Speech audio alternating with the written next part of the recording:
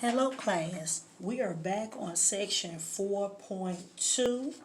We're looking at zero and negative integer exponents, and I do want to revisit number 53. The direction says simplify and write the result without negative exponents. Assume no variables are zero. I have negative b to the fifth power divided by b to the negative 3 power, and it's all raised to the negative 4 power. So the first step that I want to do is I want that outside exponent to be positive. So in order for the outside exponent to be positive, I need to write the reciprocal of the base. So my reciprocal will be negative b to the negative 3 over b to the fifth. When I write the reciprocal, my exponent now becomes positive 4. My goal is to get rid of all the negative exponents I see. So I'm going to take b to the negative 3 and move it to my denominator. So I now have negative b to the fifth times b to the third. What's left over in my numerator is 1. And it's still raised to the fourth power. My next step is I want to now work out my problem, simplify it. So to simplify it, I have negative 1 over b to the 8th power, and it's still raised to the 4th power. My base is now negative 1 over b to the 8th, and it's all raised to the 4th power. What I want to do is I have to multiply everything inside the parentheses 4 times. So negative 1 times negative 1 is 1. 1 times negative 1 is negative 1. And then negative 1 times negative 1 again is positive 1 in my numerator. I have b, and 8 times 4 is 32. So my answer is 1 over b to the 32 power.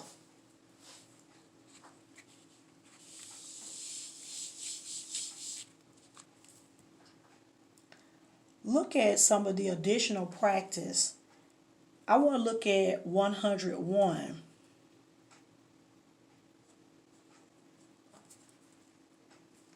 I have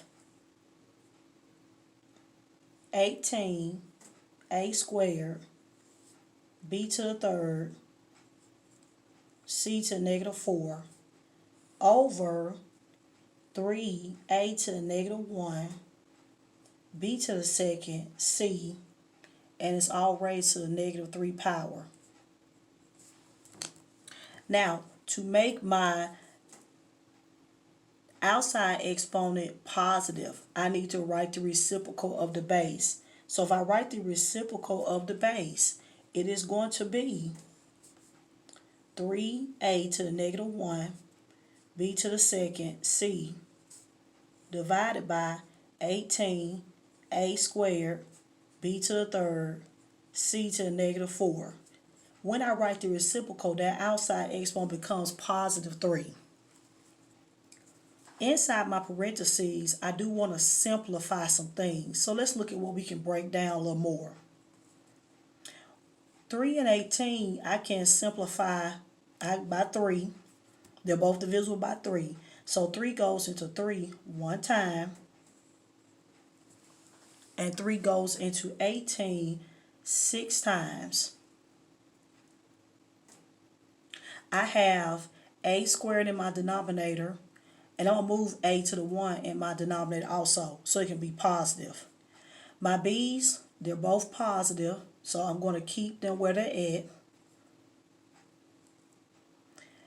My c, I'm going to keep in my numerator, and then c to the 4th, I'm going to move to the numerator so it can be positive.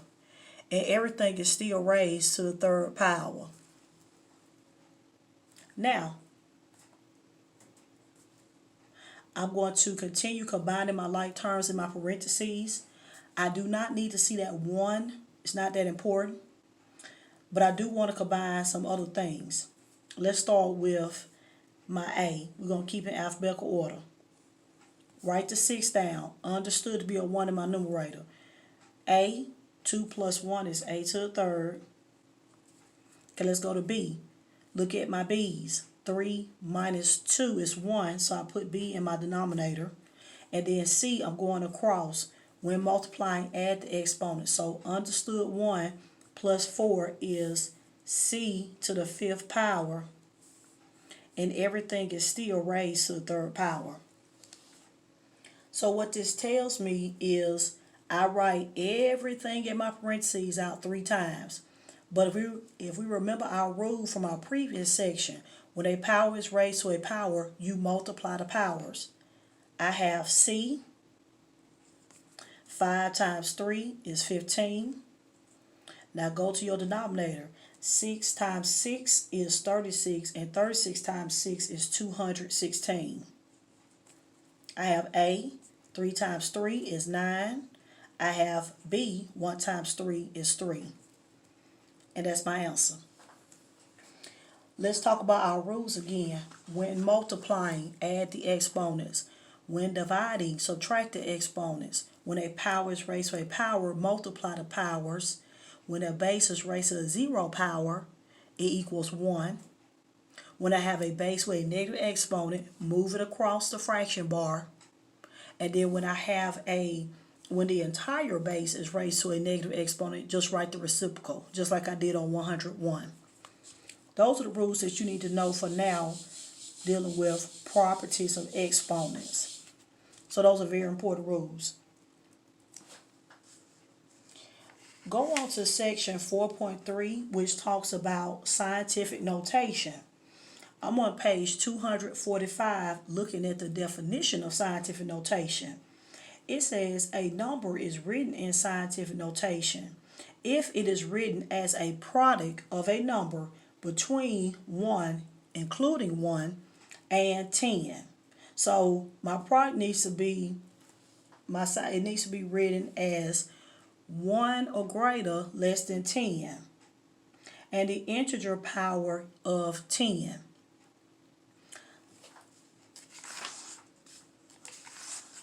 Let's turn to page 249.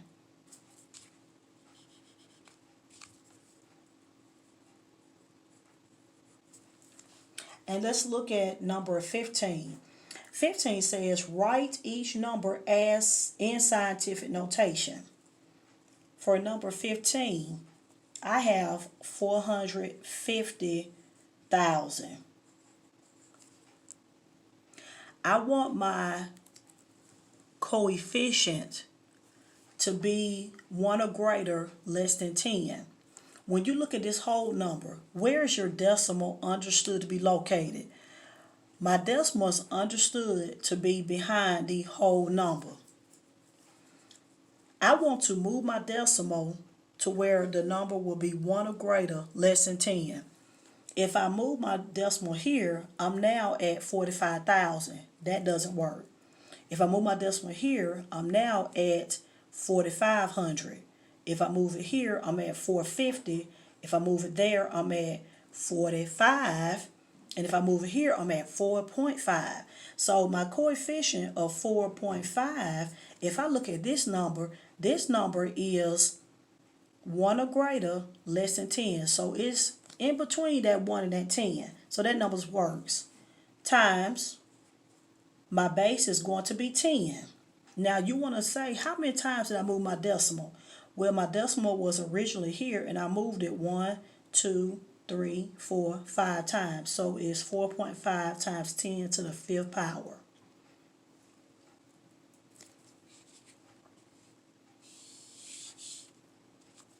Look at number 19. I have 0.0059. I need my coefficient to be 1 or greater less than 10. If I move it here, that's 0.059. That doesn't work. If I move it here, it's 0.59. That's not 1 or greater. If I move it here, I'm at 5.9.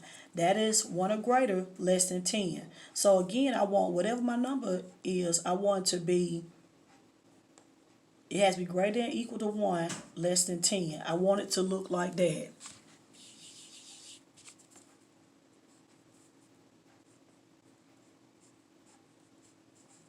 Whatever my coefficient is, I want it to be less than 10 but greater than or equal to 1. So I do want to keep that in mind. If I pick 5.9, it meets this condition. So that's my coefficient. My base is still 10. We do not, scientific notation, it's going to be times 10. I moved my decimal 1, 2, 3. I moved it from left to right 3 units. So it's going to be -3. If I go from left to right, it's negative. If I move it from right to left, it's going to be positive. Another way you can look at this, if it's a small, extremely small number, a decimal value, you're going to more than likely move to the right, so be negative. If it's a whole number, like the previous example, you're going to move the other way and your exponent will be positive.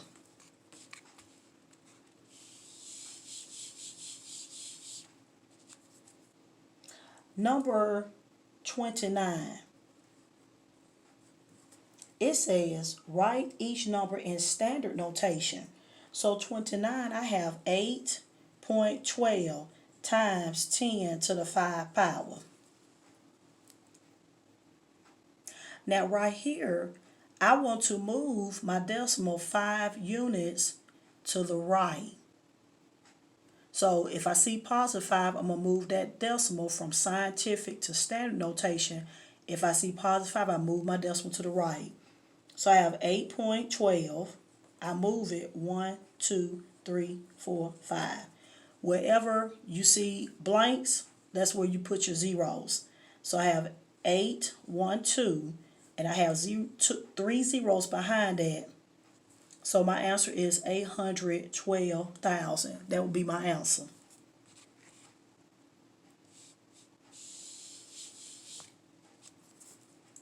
Number 31. I have 1.15 times 10 to the -3 power. My coefficient is 1.5. I have a base 10 and my exponent is -3. The -3 tells me to take my decimal and move it 3 spaces to the left. I have 1.5, 1.15. I'm going to move it 1, 2, 3 places to the left. And I do want to see that decimal because we're dealing with a decimal value. We're not dealing with a whole number, dealing with a decimal value. My answer will be point, fill in your zeros. I see 2 gaps, 115. So my answer is 0.00115. And then, of course, you can practice on your place values. Look back at number 23. So 23 says, write each number in scientific notation. This one is a little different than the previous two, the previous parts. We have 42.5 or 42 and 5/10 times 10 to the 2nd power. Now, your numerical, everything looks good. My base is 10. I have an exponent. That number doesn't matter. But my coefficient doesn't look right because my coefficient needs to be 1 or greater, less than 10. If I think about the number 42.5, it does not fall between that 1 and that 10, 1 included. If I move my decimal 1 space to the left, I now have 4.25. But now I altered my problem because I moved my decimal. So when you move your decimal to the left, you're going to add. So I have to add 1 because I moved my decimal 1 unit to the left. So my answer is 5.25 times 10 to the 3rd power. And if you start, and all you have to do is you have to check yourself. So if I did a quick check to see if I did my math right, my original problem said 42 and 5/10 times 10 to the 2nd. That means I move my decimal 2 spaces to the right. So I have 4, 2, 5, and then put a 0 behind it because I moved it 1, 2. So I have 4,250. If I check my new answer, 4.25 times 10 to the third, if I move my decimal 3 places to the right, I'm at 4250. Okay, I move my decimal 1, 2, 3. The two numbers check, so that lets me know I did my problem correctly. Okay, that's what I did correctly.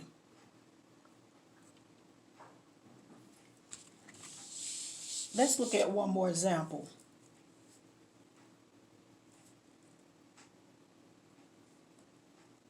$25. I have 0.37 times 10 to the negative 4 power. My base is 10. I have an exponent. It looks fine. My only problem is my coefficient. I want the answer to be 1 or greater, less than 10.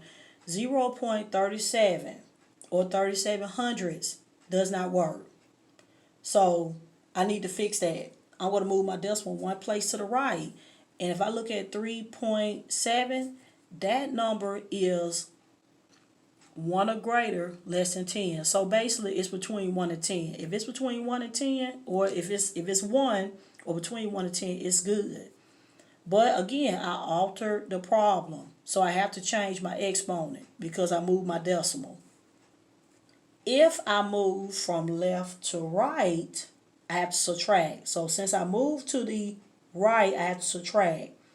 And I moved to the right only one time. So because I moved to the right one time, I got to subtract 1.